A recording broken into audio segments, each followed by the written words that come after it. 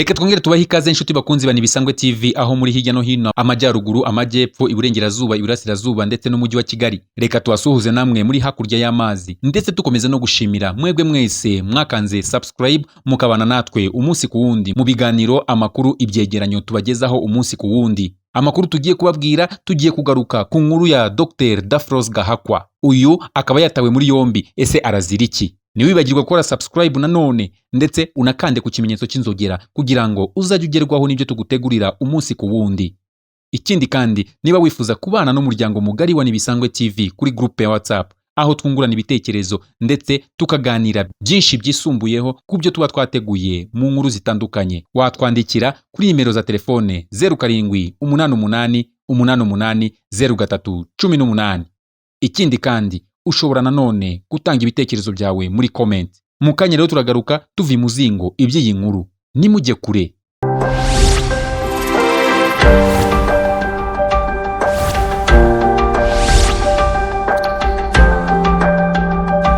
Dr Gahakwa Daphrose wigeze kuba Minisitiri w'Uburezi akaba n'umunyamabanga wa leta muri Minisiteri y'Ubuhinzi n'Ubworozi, afunzwe akekwaho ibyaha birimo na ruswa mu isoko yahaye umukwe we ubwo yari umuyobozi mu kigo cy'igihugu gishinzwe iterambere ry'ubuhinzi n'ubworozi RAB. Ubushinjacyaha bw'u Rwanda bumaze igihe bukurikirana imitangire y'isoko ryo kuhira rifite agaciro ka miliyari imwe y'amafaranga y'u Rwanda. Dr Gahakwa bivugwa ko yahaye umukwe we ndetse umugabo we Gahakwa agahita agirwa umuyobozi mukuru ukurikirana ishyirwa mu bikorwa ry'uwo mushinga.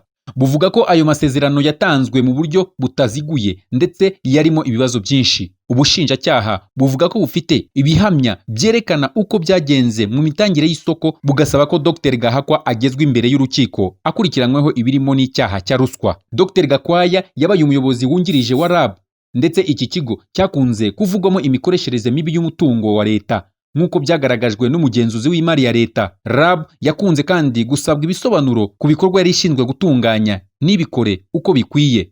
Ibyo birimo kuba ifumbire itagera ku bahinzi ku gihe, kuba nta bushakashatsi bukorwa, kuba nta raporo ku mikorere ihabwa inzego zisumbuye n'ibindi. Mu Gushyingo umwaka wa 2017, Minisitiri w'Intebe Dr Edouard Ngirente yari yahagaritse by'agateganyo Dr Gahakwa Daphrose wari umuyobozi wungirije hamwe n'abandi bakozi batatu aribo Innocent Nzeyimana, Violette Nyirasangwa na Bimenya Theogene wari ushinzwe imari. Hari nyuma y'uko RAB yari imaze igihe ivugwamo imikoreshereze mibi y'umutungo wa leta nk'uko byagaragajwe n'umugenzuzi w'imari ya leta. Yakunze kandi gusabwa ibisobanuro ku bikorwa yari ishinzwe gutunganya n'ibikore uko bikwiye. Ibyo birimo kuba ifumbire itagera ku bahinzi ku gihe nk'uko twabivuze, kuba nta bushakashatsi bukorwa, kuba nta raporo ku mikorere ihabwa inzego zisumbuye n'ibindi. Dr Daphrose Mukankubito Gahakwa yarangije mu by'ubuhinzi muri kaminuza ya Makerere mu mwaka w'1979. Yakoze muri Minisiteri y'Ubuhinzi muri Uganda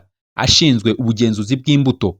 Nyuma yaho yaje kubona impamyabumenyi y'ikirenga mu buhinzi mu mwaka wa 2001 yakuye muri kaminuza ya East Anglia mu Bwongereza. Mu Rwanda yabaye umuyobozi mukuru w'ikigo cy'igihugu cy'ubushakashatsi mu by'ubuhinzi IZAR. Yanabaye umuyobozi mukuru wungirije w'inama y'ubutegetsi ya RAB. Yabaye kandi umunyamabanga wa leta muri Minisiteri y'Ubuhinzi, Minisitiri w'Uburezi n'umuyobozi mukuru wa Kaminuza y'u Rwanda. Yabaye kandi umuyobozi w'inama nkuru y'uburezi HEC mu gihe cy'imyaka 6. Amakuru tukesha igihe atubwira ko mu bijyanye n'ubushakashatsi mu buhinzi afite inyandiko zirenga 34 yanditse zigaruka ku bijyanye n'ibihingwa n'iterambere y'ubuhinzi mu Rwanda. Ngayo nguko ibya Daphrose Gahakwa kuri ubu ngubu uri mu maboko ya RIB.